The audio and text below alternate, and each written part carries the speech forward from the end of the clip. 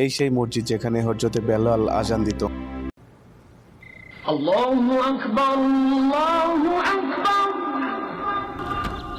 আসওয়াক আমরা যেটা শুনি কালো করে, সবচেয়ে নির্যাতিত যিনি হয়েছিলেন হযরত বেলালে আসওয়াক, এই যে তার এই মসজিদে সে আজান দিত।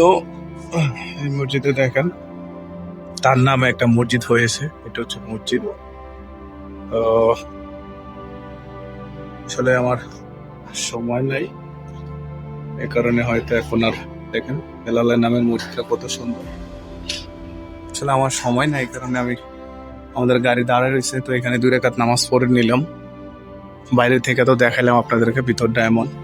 এখানে বেলালের কোনো কবর টবর নাই, জানি না ওনার কবর কোথায় আছে। মানুষ আসতেছে এখন, এখানে জামাত হয়, এই কারণে মানুষ আসতেছে জামাতে নামাজ পড়বে। আসর আজান দিছে প্রায় মনে হয়। তো আমরা এখন চলে যাব মক্কার ওদিকে, রওনা করবো ইনশাল্লাহ।